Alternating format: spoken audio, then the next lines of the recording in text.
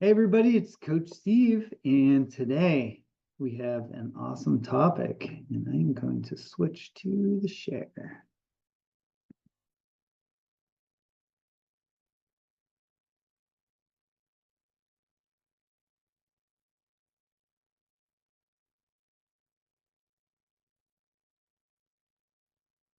All right, hi everybody, this is Coach Steve. I am super stoked that you took the time to come and listen to this little presentation I whipped together about weight management, diets, and calorie counting.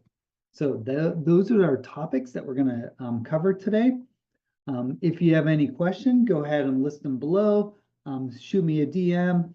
Um, find me on LinkedIn, wherever, and let me know what you got going on. What makes sense to you? What doesn't make sense to you? What do you need more information about? Any of those things. I'd love to hear about them. So let's go ahead and get started. All right. The first thing to think about is the actual difference between weight management and diet. So just going to read these. Weight management is the process of adopting long-term lifestyle modifications to maintain a healthy body weight and on the basis of a person's age, sex, and height. Diet is a verb to limit the food and or drink that you have, especially in order to lose weight. So you can see there's a little bit of a difference. Which one do you think is more effective? Being on a weight management plan or being on a diet? What do you think the pros and cons are of each one of these two things? The word that I really like the most in this explanation is lifestyle. All right. How can you wrap your lifestyle and bring food into the fold to do what you want your food to do? So here's some awesome quotes about nutrition. A lot of people have said this first one, you cannot exercise your way out of a bad diet.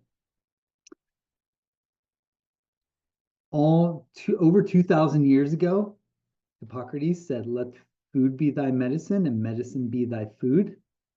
So he already kind of had to figure out a long time ago that for the most part, a lot of things can be taken care of just with nutrition, which is amazing. All right, Anne Wigmore said, the food that you eat can be the most powerful form of medicine or the slowest form of poison. That one hits home, right? Whew. Just think of going through the store and looking at all the poison food compared to all the ones that are powerful medicine.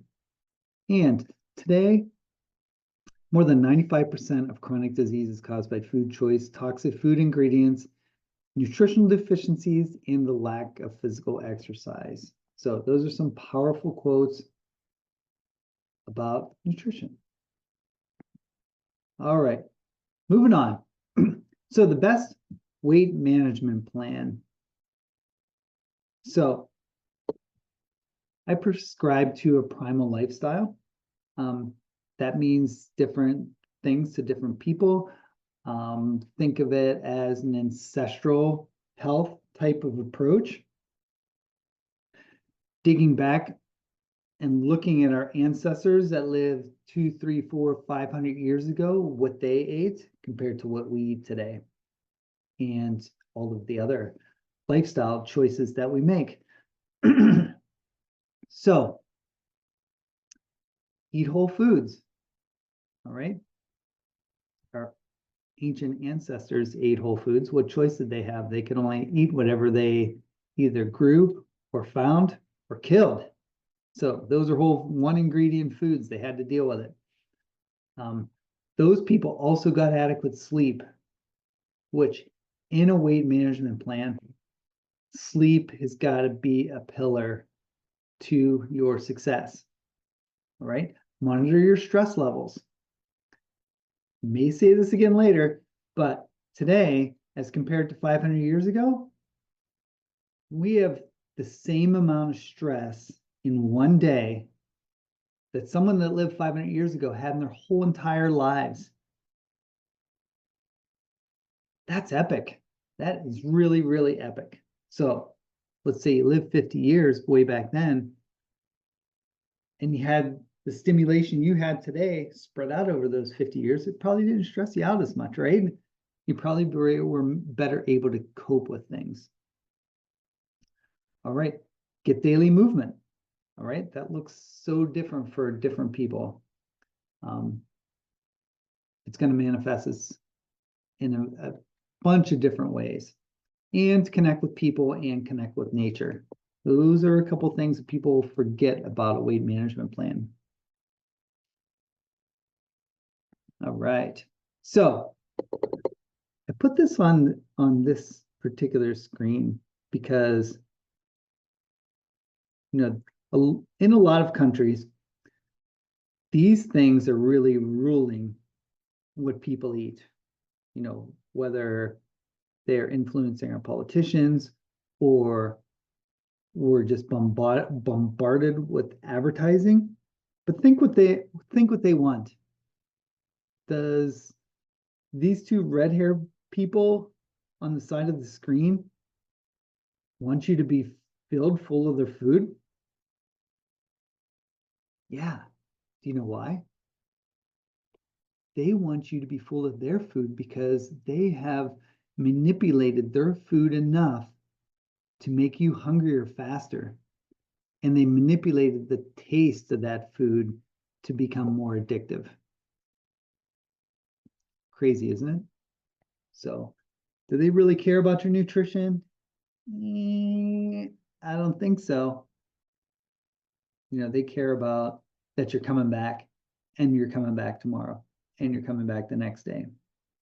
Even the fish lady down there, she wants you to come back every day. Do you think you're going to get hooked? Do you think you're more likely to be hooked if you just go get a coffee compared to if you get a specialty drink? Probably not. And then down at the bottom, we have that other advertisement of a fruit juice. So for the most part, what do they do with fruit juice? What do they do with fruit to get the fruit juice out? They squeeze it all out. They take away the fibrous portion of it because most people don't want to drink the fiber portion of it, and they just give you all the sugar. What does that make you do? That makes you want to go back tomorrow, start your day with a pile of sugar, right? So, and Big Ag is a whole thing in and of itself. We can go on about that every day. But think about what these organizations are doing to influence your food choices. And what do they really have in mind? They have your best interest in mind, or they have something else in mind? I think you know the answer is for that. All right, so this is just a general way to think about carbs, right? Carbs are not necessarily, carbs can totally be the enemy, but carbs can also not be the enemy. All right, depending on what carbs that you eat. So food is information. So are you going to give your body good information or bad information? So if we look down here, so we have the weight loss sweet spot, which is about under 100 grams. We're all different, so it might be 90 for you, it might be 80 for somebody else.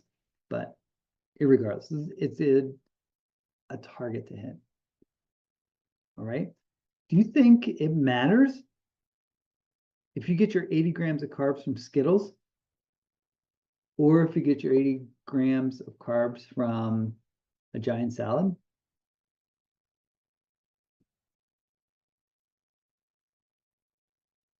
It's crazy to think about it that way. But if we go to the extreme measures on these things, you know, the Skittles are giving your body some information and the salad's giving your body some information. What does your body really want? Your body wants nutrients.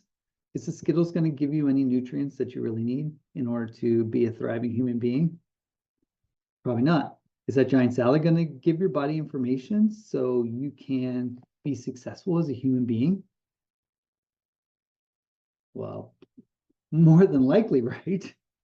So, not only is this the grams of carbs per day, but you also need to think about, okay, what are those grams of carbs that you're giving it? It's probably really hard to ingest like 300 grams of carbs that are whole foods. So when we're talking about over 150 mark, there's some things that have a lot of carbs in them that don't really serve your needs. And we'll talk about those in a minute here. So here we go. This is how one bad choice a day can sabotage you. Think about that carb curve before. So these are all the different amounts of carbs from each one of these particular products.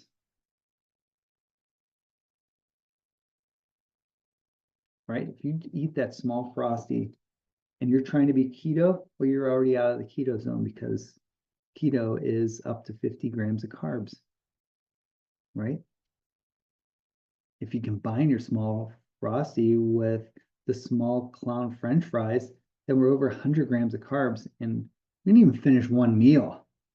All right. Let's say you had some pizza later on in the day. You're already almost up to 150 grams of carbs. And then you have a mocha, then you're already in the weight gain area. So I just wanted to show you this just to show how fast these things can add up, especially with these ultra processed foods. And the small clown French fries, they're probably not giving your body good information. Pizza, unlikely it's giving you good information. Banana, yeah, it'll give us good information, but it does have a lot of sugar. But it's a little bit different. It comes with a little bit of fiber that these other things don't. But the point of that was to see how this adds up really, really fast. If you're on a standard American diet or you're in a country that has fast food places and you regularly get fast food. All right, so what are the mistakes that we're making when we're making food choices? All right, I put the first one there because it is so true, especially in the United States, listening to propaganda. Propaganda given to you by fast food companies, big ag companies, or big food companies, right? They kind of give you information that you want to hear, like it's going to make you feel awesome, or it's the crunchability, or it's the caffeine, or whatever the propaganda is. As you can see from in our country, in the United States, people are easily influenced by what they think people that they think are experts are actually telling them, whether they're experts or not.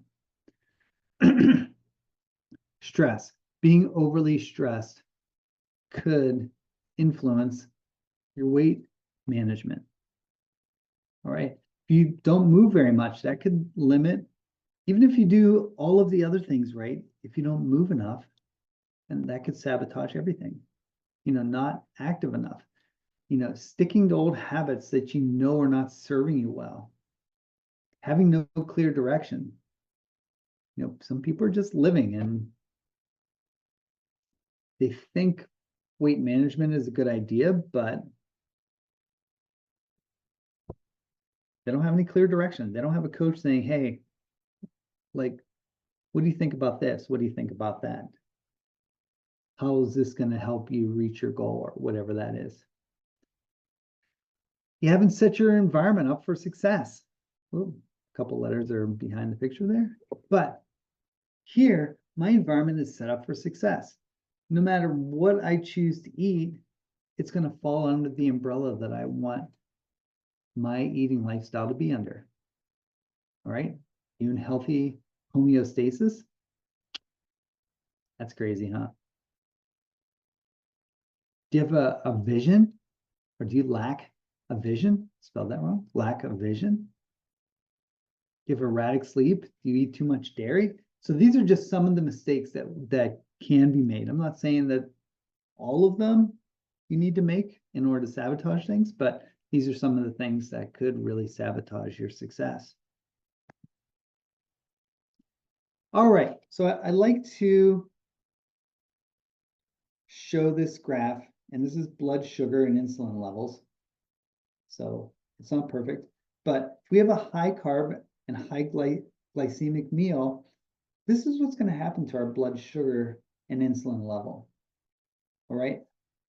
So the red line, so there's a slight lag with the insulin line because it takes a little bit of time for your pancreas to crank out that insulin to take care of all the blood sugar you just came down with. But on the other hand, if we have a lot of sugar in our system, our insulin has to be high. And once our insulin takes care of all that sugar, there's still a lot of insulin in the system often. And then we get hungry and our sugar level drops because we're not trying to control that at all. Then we get hungry, insulin goes down, we eat another big meal at lunch that's high glycemic, and then that lag, and then we're super hungry at dinner, and this cycle just keeps going and going and going. As opposed to if we have a low carb, low glycemic index meal, then our sugar levels maintain more stability throughout the day. We don't have those giant swings up and down. All right. So obviously this is not the case if you have some other sugar issues.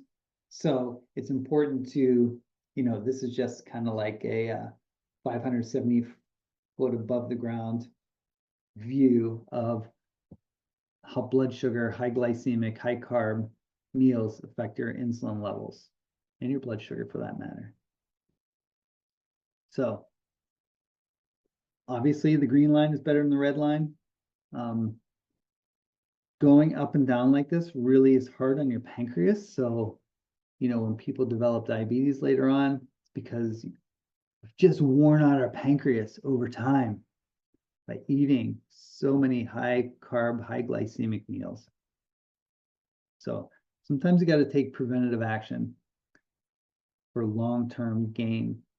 And we live in an instant gratification society. So this is really hard for people to really wrap their brain around because they just want a piece of cake. Give me a piece of cake. It tastes so good. But it's not serving the greater purpose for what we want to do unless we want to die miserably. All right. I really want to have my health span equal my lifespan. All right. Most people, especially in the United States, that doesn't happen. Their health span is way shorter than their lifespan. And they need a lot of assistance in order to stay living, basically. All right, so how can we improve this insulin sensitivity? So we want to be insulin sensitive. So when we do have some sugar in our system, that we're sensitive to that and our cells are more willing to accept it. So if we keep jamming our cells with the sugar, they kind of get tired. It's like beating somebody up every time they have good food, and eventually they're not going to want to eat good food. That's a bad example, but I'm going to throw it out there anyway. So same thing with your cells. You get all this sugar and you get hammered with sugar day in and day out, and then you lose the sensitivity to accept sugar, and then you need to take medication to take care of that. So we want to be insulin sensitive. So we do that. Lifting weights, running, fasted, which is an interesting concept. Don't do that right away, obviously.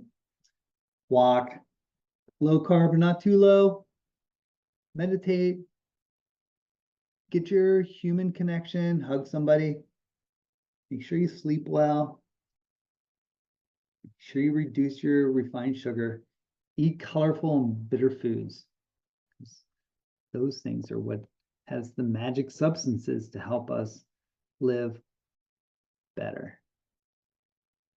Okay, so let's talk about diets. a little bit. There's so many different types of diets out there. Remember what diets are. These are short-term things that we do that in general are not sustainable. Carnivore diet, I know some people that are on the carnivore diet and are really dedicated to that and it really works for them. And we're going to talk about what works for people here in a few minutes. Vegetarian, there's all different kinds of vegetarianism. The drawback with diet of vegetarianism in particular is to getting the nutrients that you won't get from eating meat of some sort. So you got to kind of balance that. Keto is sustainable. I feel it takes a lot of discipline to stay keto. I just talked to somebody today that does kind of like keto cycling, where keto for a few weeks and then they're low carb for a few weeks and then back to keto and bounce back and forth. I love that idea. Weight Watchers is the next one on there. I know people that have been on Weight Watchers for 30 years.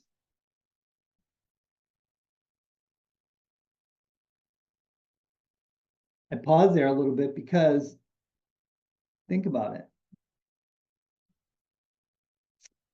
If you're successfully managing your weight, do you feel it's necessary to be on a plan and being accountable to somebody for 30 years?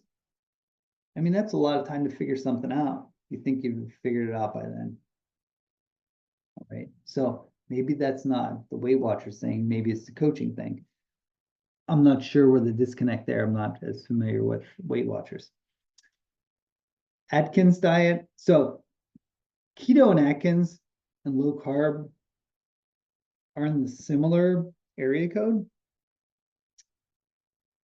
You can do all three of those really wrong, and you can do all three of those really right. And it's very nuanced, and you really got to get into the weeds to make sure you're doing each one of those things correctly. Jenny Craig is another one of those things.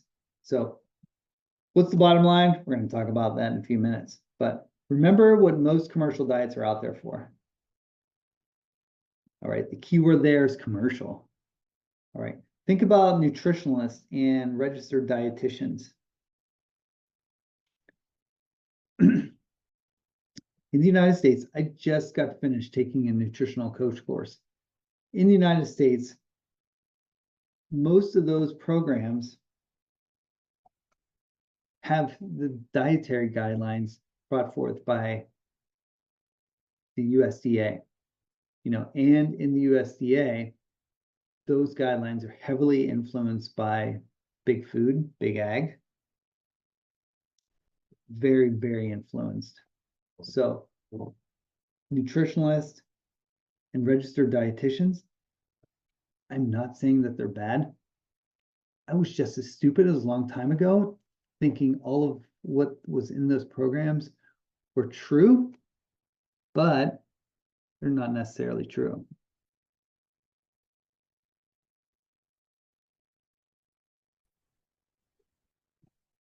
All right, Kayvon. Hi, Steve. How are you?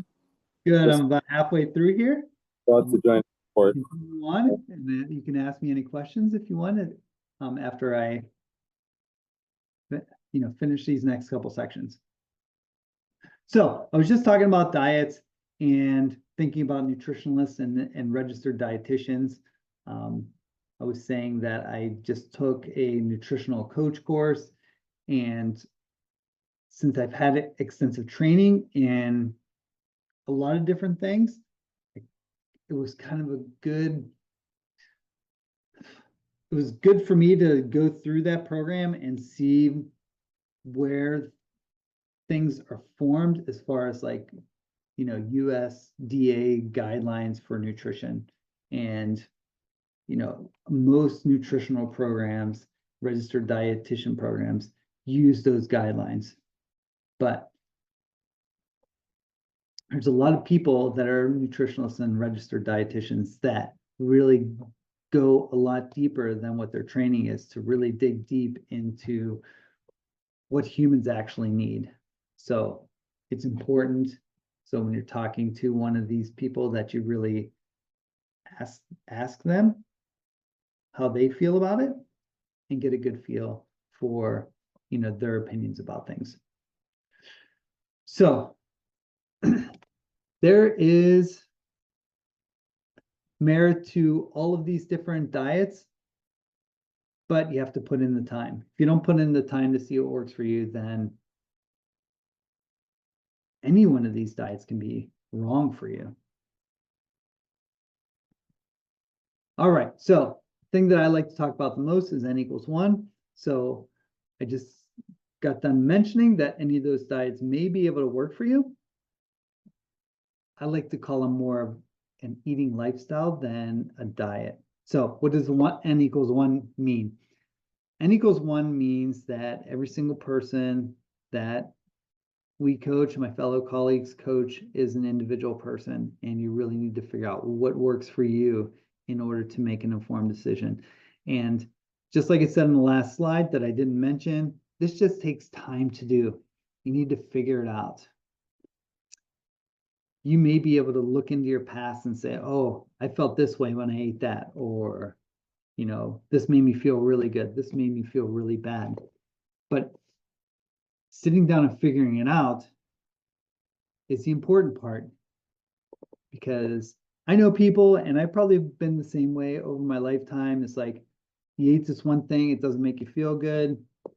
3 weeks down the road, you eat the same thing, you forgot about how it made you feel, you were doing the instant gratification monkey thing, and then you felt crappy the next day.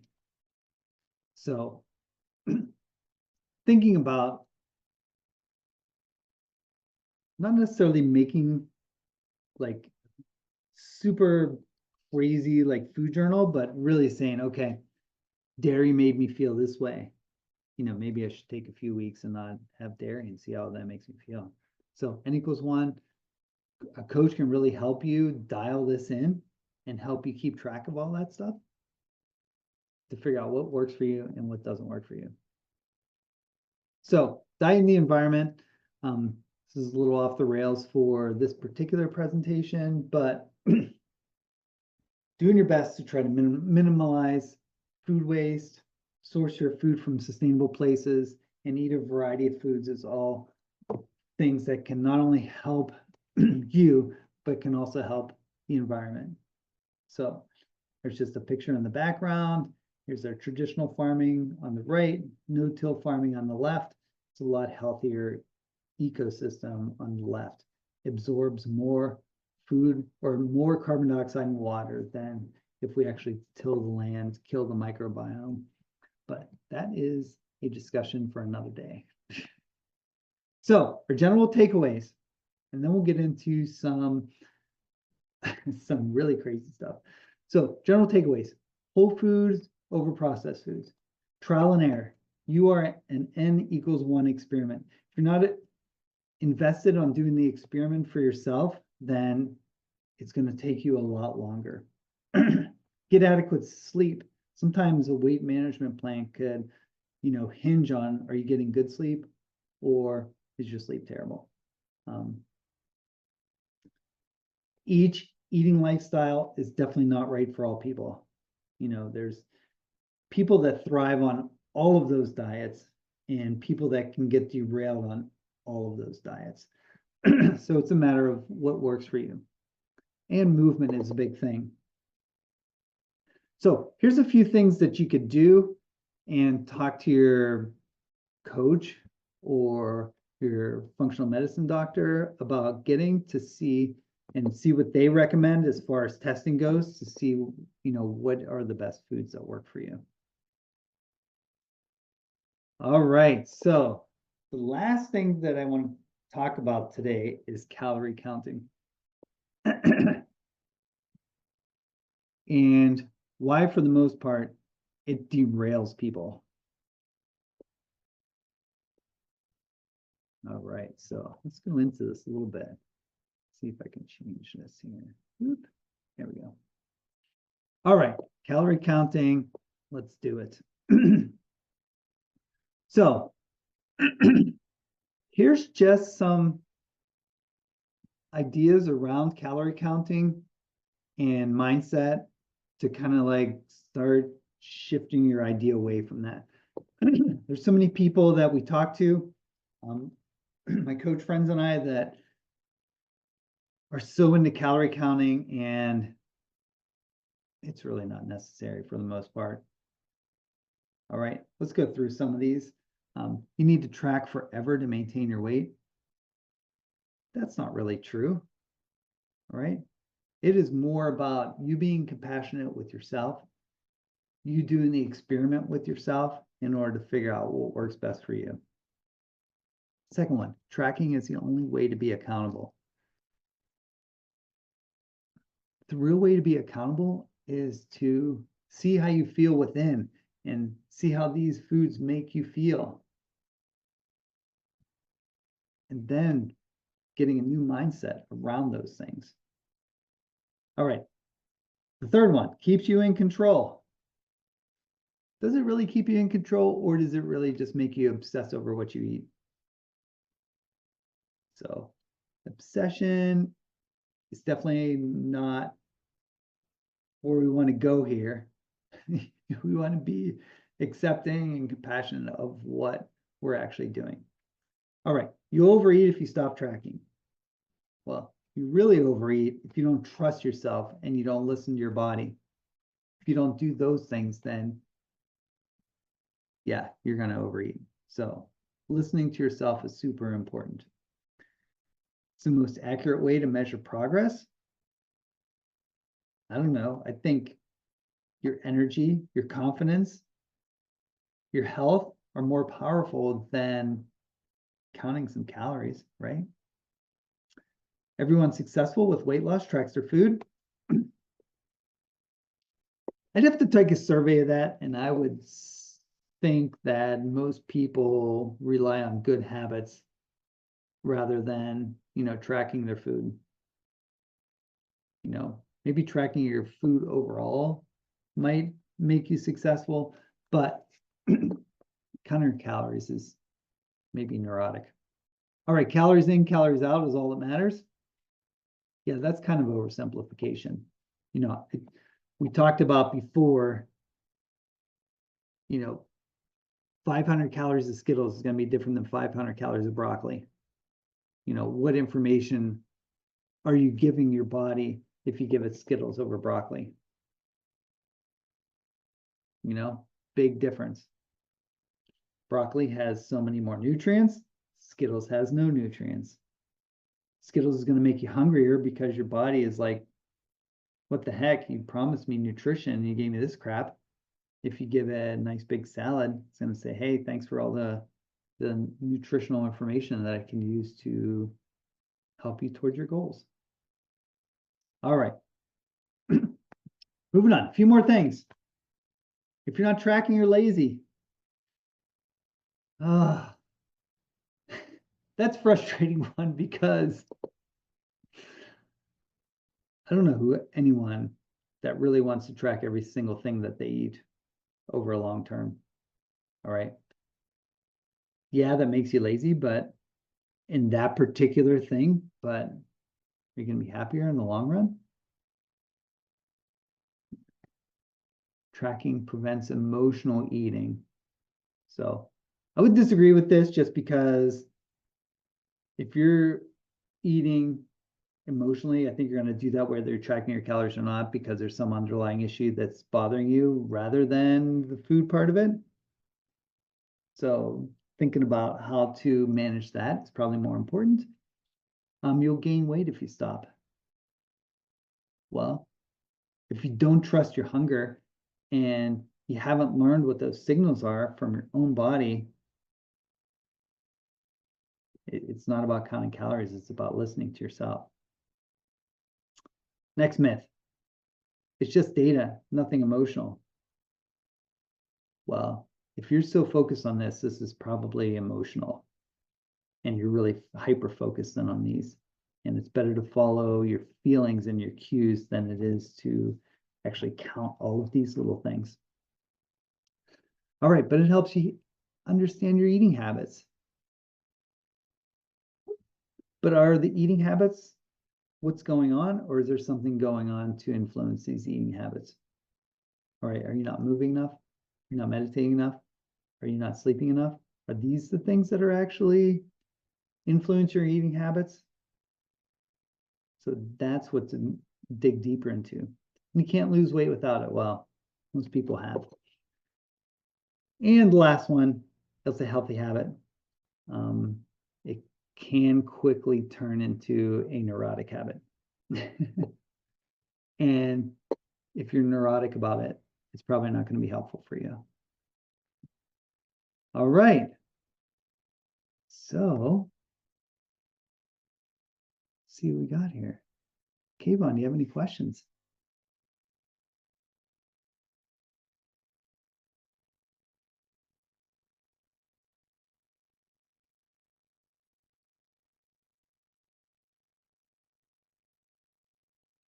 A lot of things going on in this presentation. All right. Well, if you watch this later on and you have questions, drop them in the boxes below, send me a message. You know how to get a hold of me.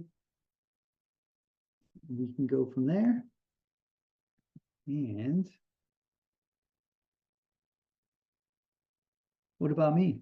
All right. I like to focus on your mindset, things that you love, those nature connections, those social connections,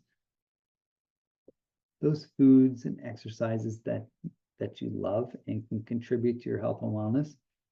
Your meditation practice, all of those things are wrapped into the things that I like to do when I work with clients. And I like to think about this as a journey to peak performance. Thinking about this as a journey instead of something that you do.